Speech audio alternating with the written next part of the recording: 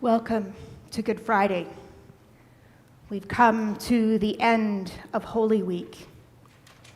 And so we gather in this place, we gather around the cross, and we know what's coming, but we gather in this holy and sacred place. And for those of us who are here in Yorkton, we gather on Treaty 4 territory, and we know that there's much work to be done in living into the commitments of the treaty and responding to the calls to action. We seek healing. We seek to walk with siblings from the Cree, Saulteaux, Nakota, Lakota, Dakota, and Métis peoples. We recognize that there have been people here for thousands of years, and that our people from other places disrupted and destroyed lives and communities. The effects of that destruction continues. May we be instruments of healing as we live within the treaty our ancestors made and respond in good ways to the calls to action. Would anybody like to light our candles today?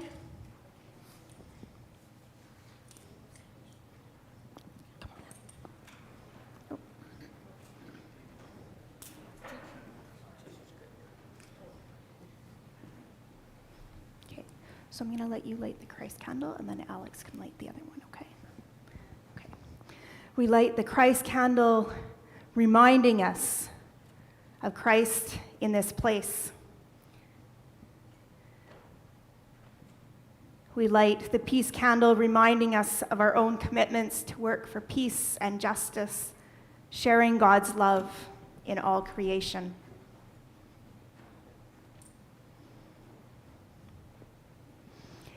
And so as we gather today, we're going to be hearing words from Scripture, some short reflections. There's also going to be times of silence with some images up on the screen, and those images are shadow projections that the youth group actually made last Friday. And so these are images that our youth group created to share with us.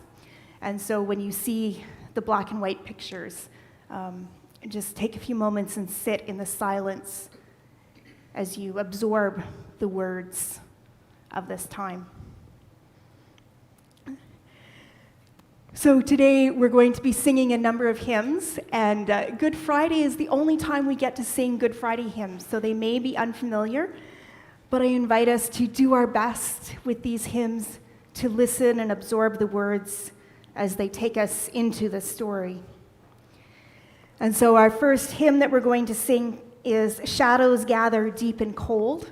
If you want music, it's 134 in Voices United, but words will be on the screen for you. Oh, the tune is 196, so you're not going to find music. Sorry, my apologies. Oh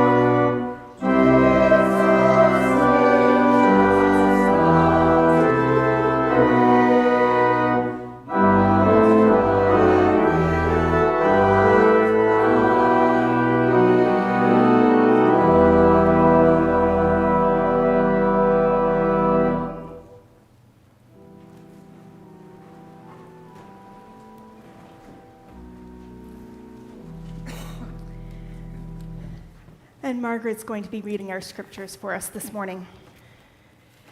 I'm reading from Matthew chapter 25, verses 47 through 56, the betrayal and arrest of Jesus. While he was speaking, Judas, one of the 12, arrived. With him was a large crowd with swords and clubs, from the chief priests and elders of the people. Now the betrayer had given them a sign, saying, "The one I will kiss is the man. Arrest him." At once he came up to Jesus and said, "Greetings, Rabbi," and kissed him. Jesus said to him, "Friend, do what you are here to do." Then they came and laid hands on Jesus and arrested him. Suddenly one of those with Jesus put his hand on his sword, drew it, and struck the slave of the high priest, cutting off his ear. Then Jesus said to him, "Put your sword back in its place, for all those who take the sword will perish by the sword. Do you think that I cannot appeal to my Father, and he will at once send me more than 12 legions of angels? But how then would the scripture be fulfilled, which say it must happen in this way?" At that hour, Jesus said to the crowds, "Have you come out with swords and clubs to arrest me, as though I were a bandit? Day after day I sat in the temple teaching, and you did not arrest me. But all this has taken place, so that the scriptures of the prophets may be fulfilled." Then all the disciples deserted him and fled.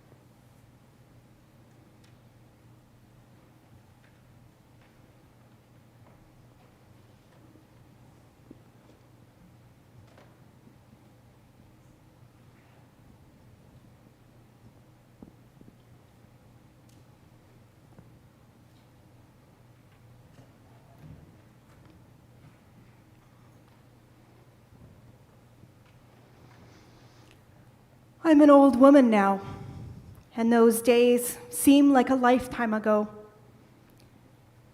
That night was a strange one. It was Passover.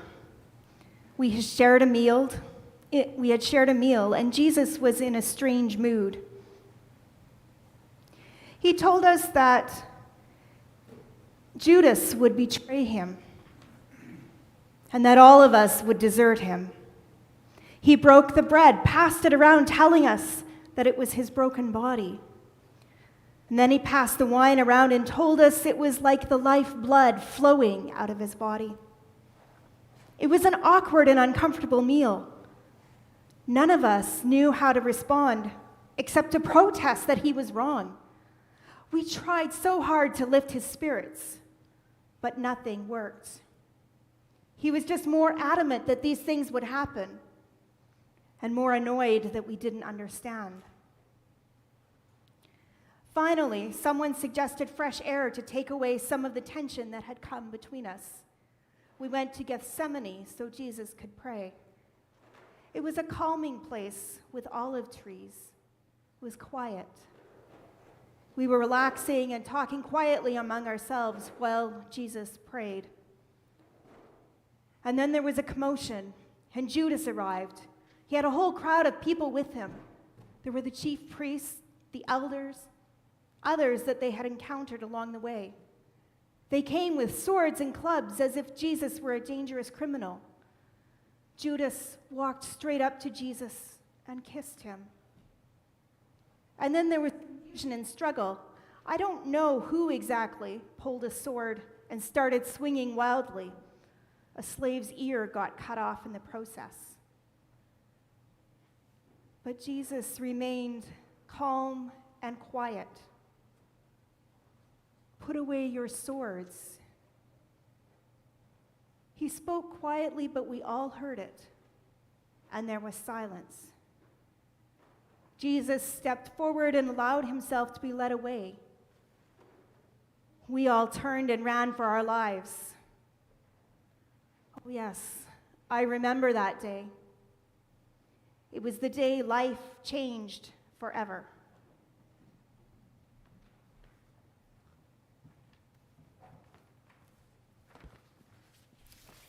Jesus before the high priest. Those who had arrested Jesus took him to Caiaphas, the high priest, in whose house the scribes and the elders had gathered.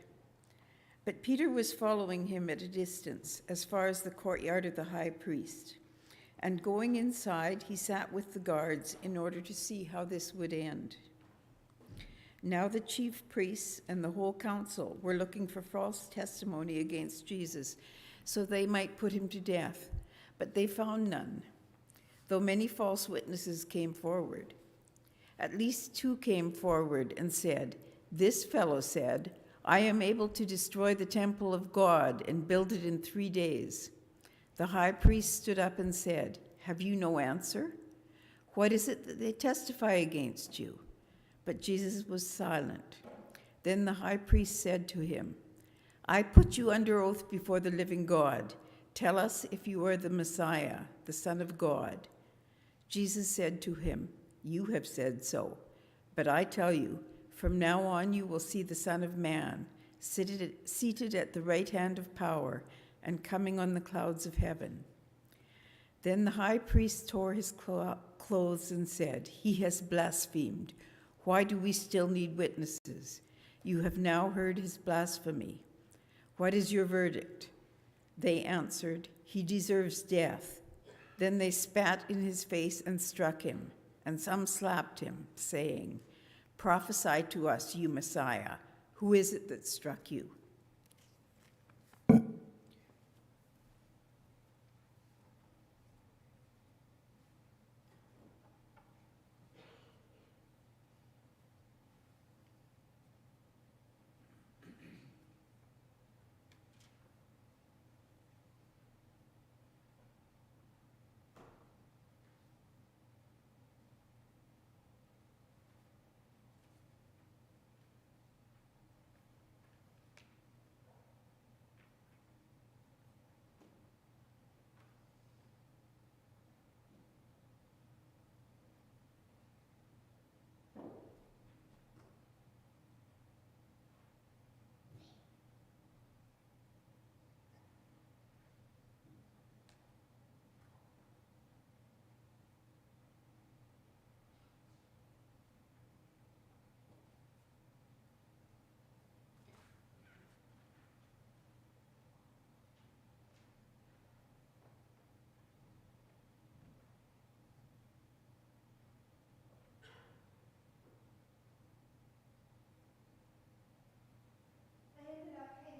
Peter that evening.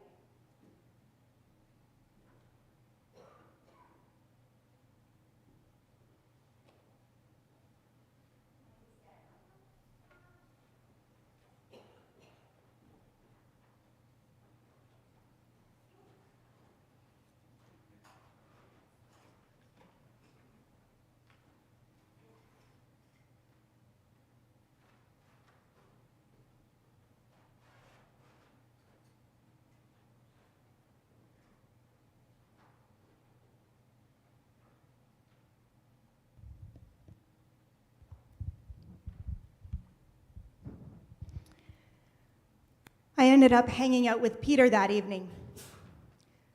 We were close enough to hear what was happening, but far enough away to hopefully avoid any attention. What they were saying was so untrue. They tried to trick him, but he wouldn't bite. They asked if he was the Messiah. He finally responded, "You say so." It was an odd response. He didn't confirm or deny that he was the Messiah. He just threw their words back at them. That was enough. It enraged the priests even more. I remember wondering if there was any way out for him, if anyone would listen. I was heartbroken as I heard the words of condemnation. And for what? Teaching people about God's kingdom, healing, challenging the status quo, looking after people. He wanted us to be more faithful than we are. He tried so hard. I remember thinking how broken and tired he looked. He didn't fight back. He didn't argue. He didn't defend himself. He just looked at them with sad eyes.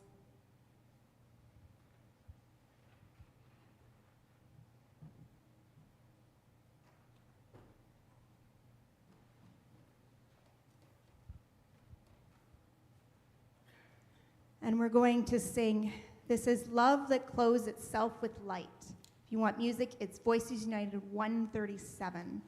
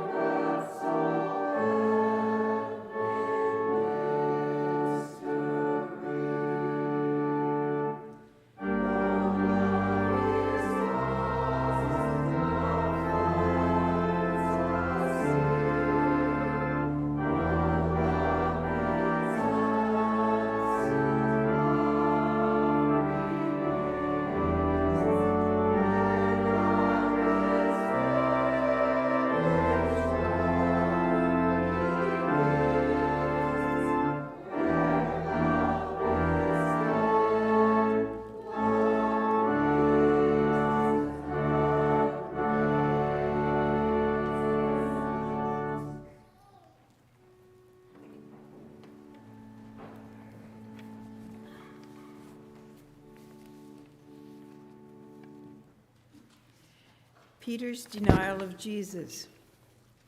Now Peter was sitting outside in the courtyard. A servant girl came to him and said, You also were with Jesus the Galilean." But he denied it before all of them, saying, "I do not know what you are talking about." When he went out to the porch, another servant girl saw him, and she said to the bystanders, "This man was with Jesus of Nazareth." Again he denied it with an oath, "I do not know the man." After a little while, the bystanders came up and said to Peter, "Certainly you are one of them, for your accent betrays you." Then he began to curse, and he swore an oath, "I do not know the man."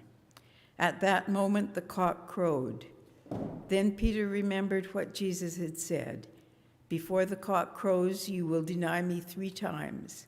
And he went out and wept bitterly. When morning came, all the chief priests and the elders of the people conferred together against Jesus in order to bring about his death. They bound him, led him away, and handed him over to Pilate the governor.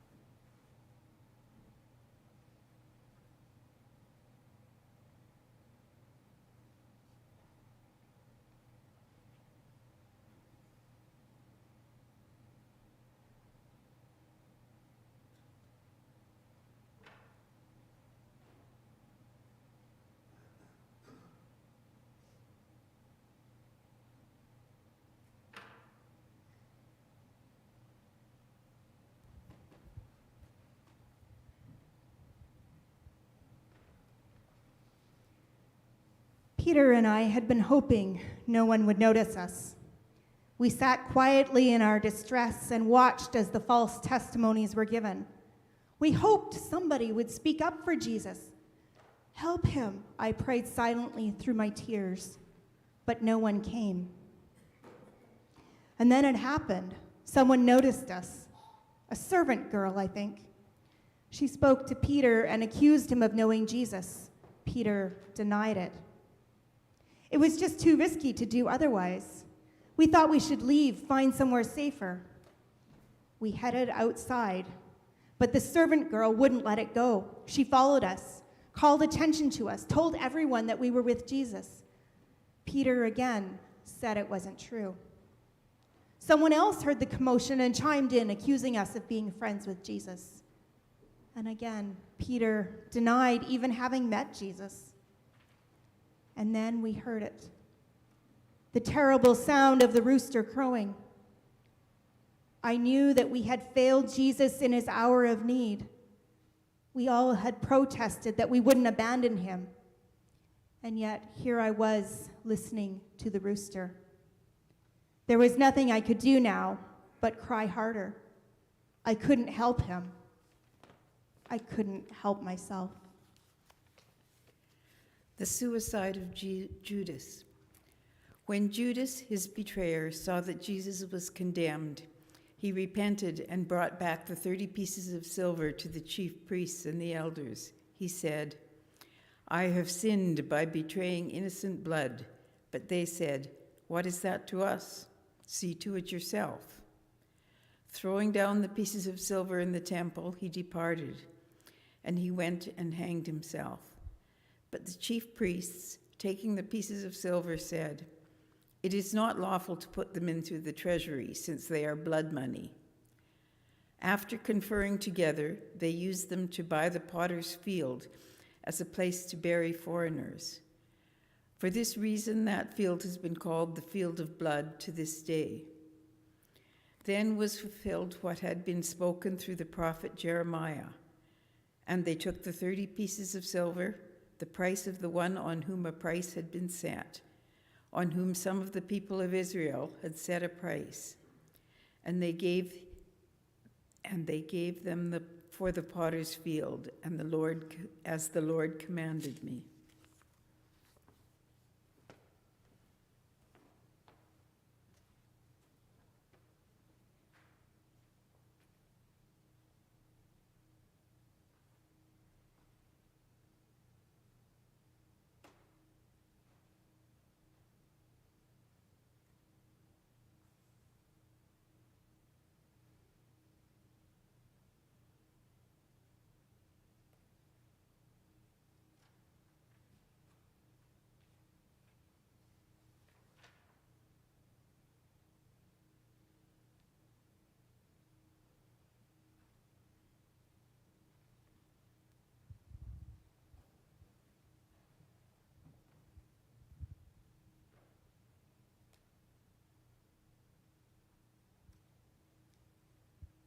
The horror of the night just kept growing. We heard in the morning that Judas had tried to make it right. He realized that he had set these events in motion and that it was too late to change the course or the outcome. Jesus was being held and awaiting trial. Judas tried to give the bribe money back, but the priests wouldn't take it. When he realized he could do nothing, he went out and hanged himself. I remember being so angry at Judas for his role in all this. I used to think none of this would have happened if Judas hadn't been so greedy. But now I wonder, if it wasn't Judas, would it have been someone else?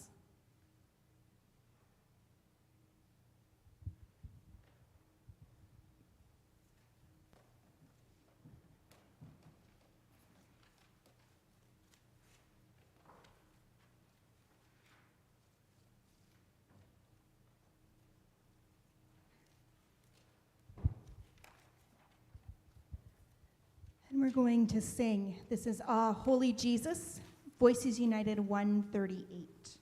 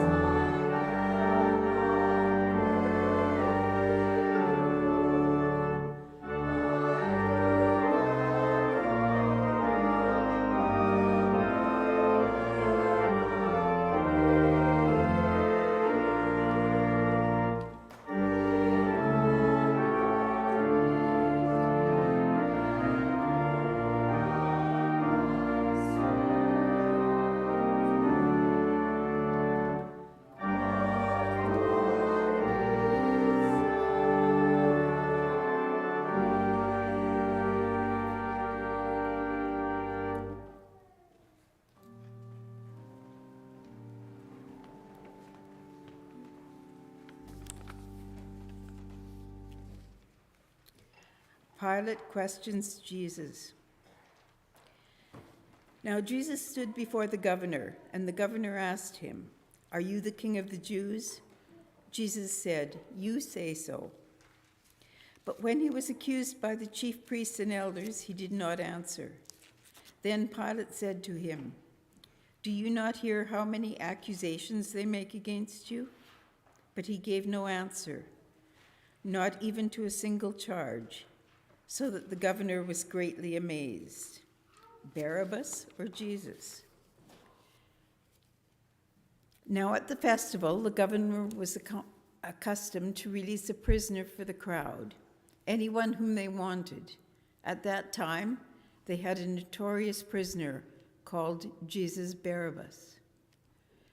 Soon after they had gathered, Pilate said to them, "Who do you want me to release for you, Jesus Barabbas or Jesus who is called the Messiah?" For he realized that it was out of jealousy that they handed him over. While he was sitting on the judgment seat, his wife sent word to him, "Have nothing to do with that innocent man for today. I have suffered a great deal because of a dream about him." Now the chief priests and the elders persuaded the crowds to ask for Barabbas and to have Jesus killed. The governor again said to them, "Which of the two do you want me to release for you?" And they said, "Barabbas." Pilate said to them, "Then what should I do with Jesus, who is called the Messiah?" All of them said, "Let him be crucified." Then he asked, "Why? What evil has he done?" But they shouted all the more, "Let him be crucified." So when Pilate saw that he could do nothing, but rather that a riot was beginning, he took some water and washed his hands before the crowd, saying, "I am innocent of this man's blood. See to it yourselves." Then the people as a whole answered, "His blood be on us and our children." So he released Barabbas for them, and after flogging Jesus, he handed him over to be crucified.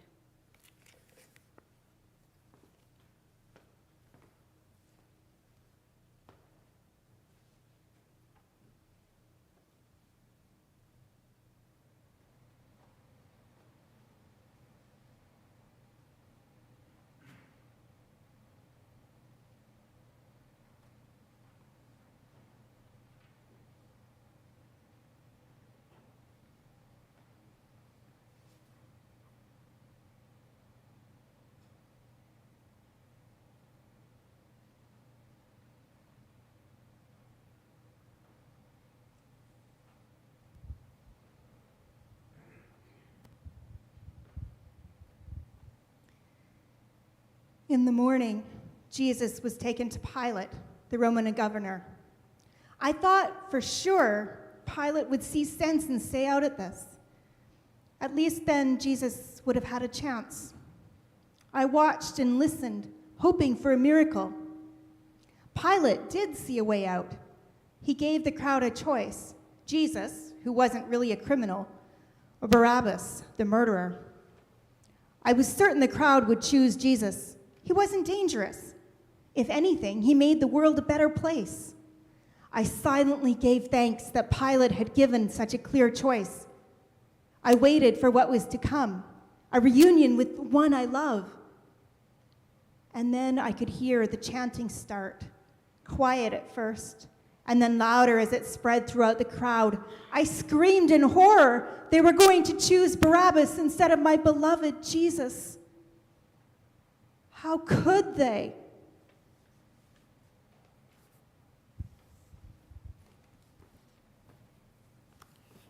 Then the soldiers of the governor took Jesus into the governor's headquarters, and they gathered the whole cohort around him.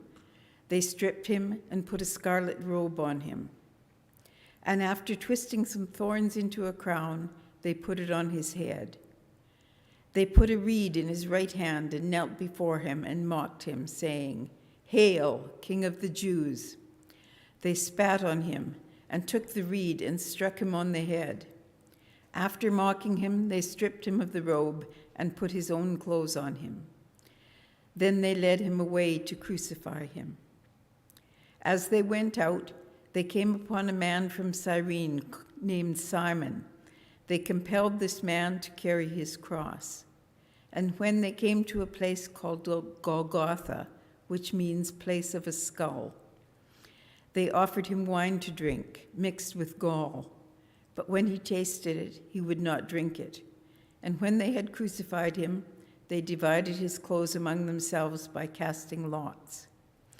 Then they sat down there and kept watch over him. Over his head they put the charge against him, which read, "This is Jesus, the King of the Jews." Then 2 bandits were crucified with him, one on his right and one on his left. Those who passed by derided him, shaking their heads and saying, "You who would destroy the temple and build it in 3 days, save yourself. If you are the Son of God, come down from the cross." In the same way, the chief priests also, along with the scribes and elders, were mocking him, saying, "He saved others, he cannot save himself. He is the King of Israel. Let him come down from the cross now, and we will believe in him. He trusts in God. Let God deliver him now if he wants to, for he said, 'I am God's son.'" The bandits who were crucified with him also taunted him in the same way.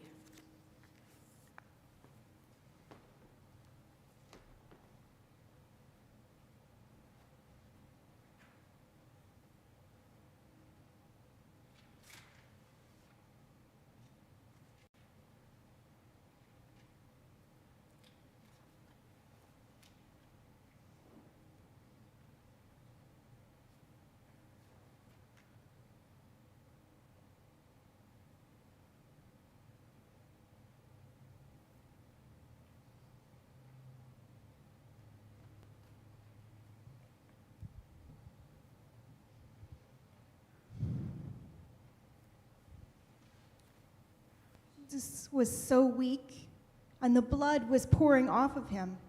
I hoped they would stop with just the flogging. I imagined that Jesus would get released. We could nurse him and care for him. This nightmare would end. Jesus would heal eventually and could live out his days in obscurity, healing the odd person here and there, gathering a few friends around as he taught. But it was not to be.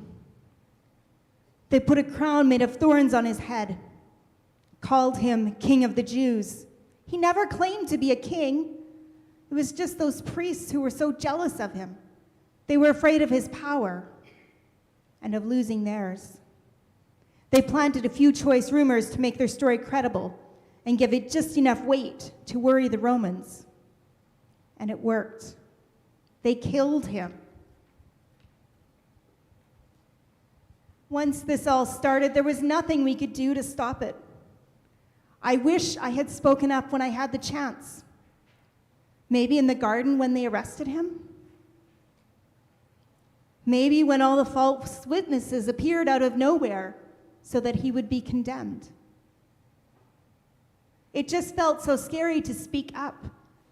What if they killed me along with him? I wonder if he hoped someone would speak for him. I didn't have the courage then.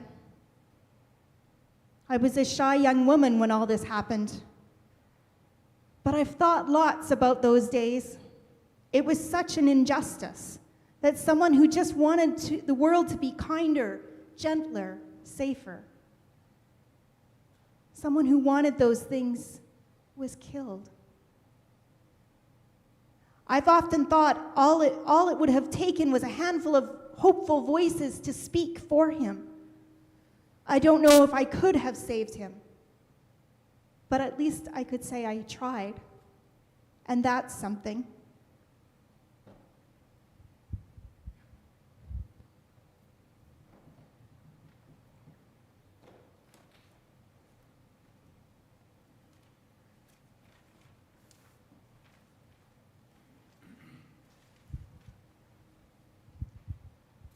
We're going to sing. This is O Sacred Head, And it's 1:45 in Voices United if you want the music.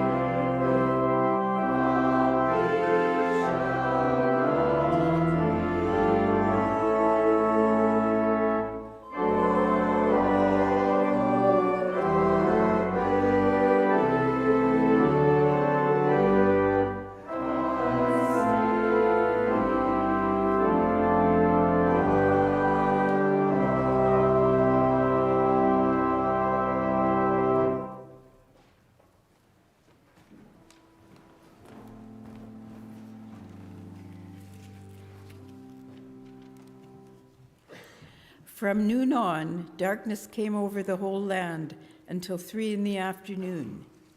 And about 3 o'clock, Jesus cried with a loud voice, "Eli, Eli, lema sabachthani." That is, my God, why have you forsaken me?" When some of the bystanders heard it, they said, "This man is calling for Elijah." And at once one of them ran and got a sponge, filled it with sour wine, and put it on a stick, and gave it to him to drink. But the others said, "Wait, let us see whether Elijah will come to save him." Then Jesus cried again with a loud voice and breathed his last. At that moment, the curtain of the temple was torn in two, from top to bottom. The earth shook, and the rocks were split. The tombs also were opened, and many bodies of the saints who had fallen asleep were raised. After his resurrection, they came out of the tombs and entered the holy city and appeared to many. Now when the centurion and those with him, who were keeping watch over Jesus, saw the earthquake and what took place, they were terrified and said, "Truly this man was God's Son." Many women were also there, looking on from a distance. They had followed Jesus from Galilee and had provided for him. Among them were Mary Magdalene and Mary, the mother of James and Joseph, and the mother of the sons of Zebedee.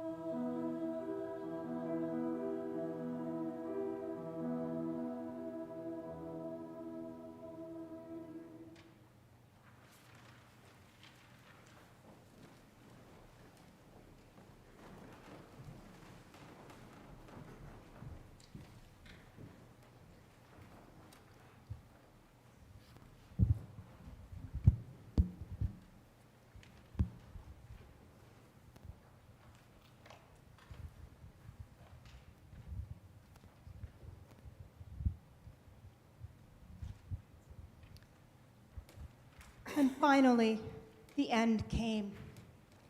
I couldn't bear to be there. I know there were some other women who stayed close.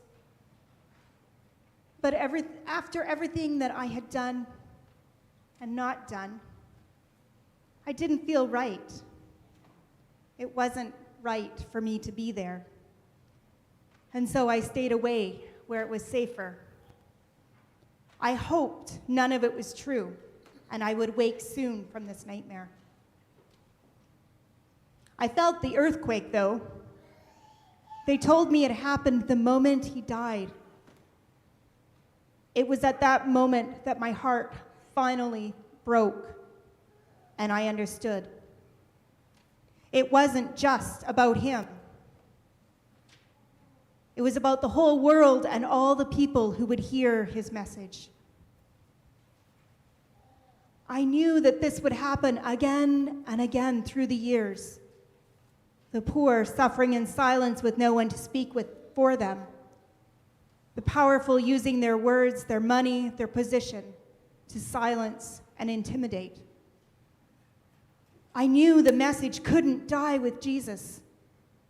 I wanted everyone to know what he had done and what they had done to him. I wanted everyone to know the way he made me feel alive, the way that he had inspired me to hope. I wasn't there when he needed me most, and I feel that like a stab in my heart. I wish I had done things differently, but my fear got the better of me. I can't change what happened to Jesus, but I can change what will happen to someone else.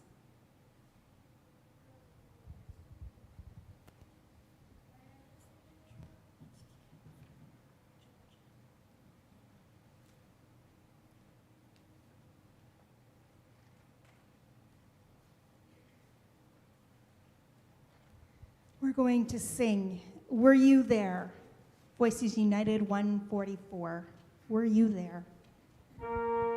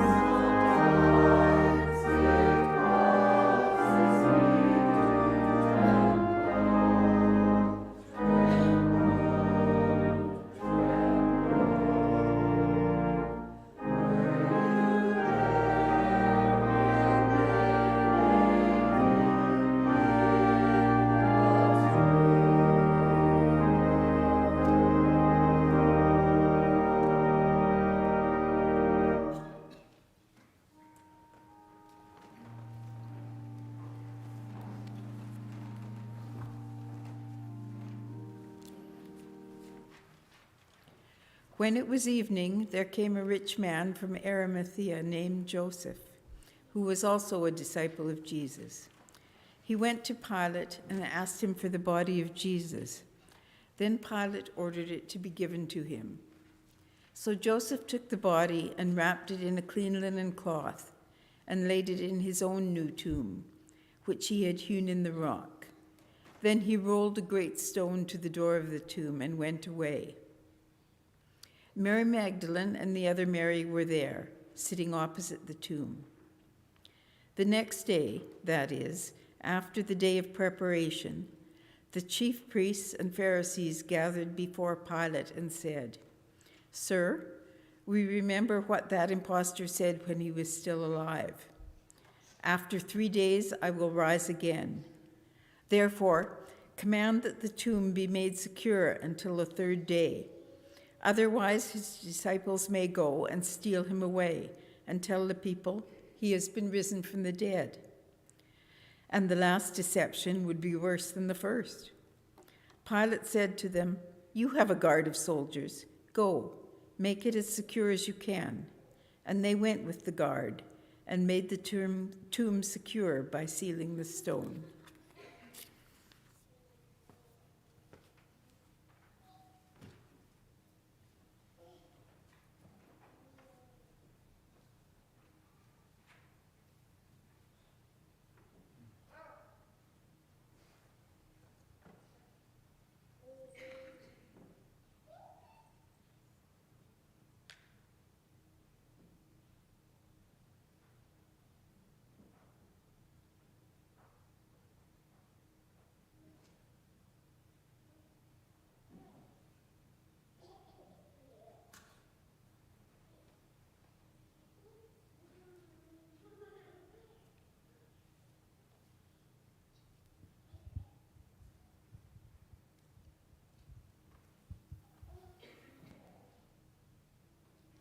And as we go into the weekend, we're going to sing "Stay With Us Through the Night," 182 in Voices United.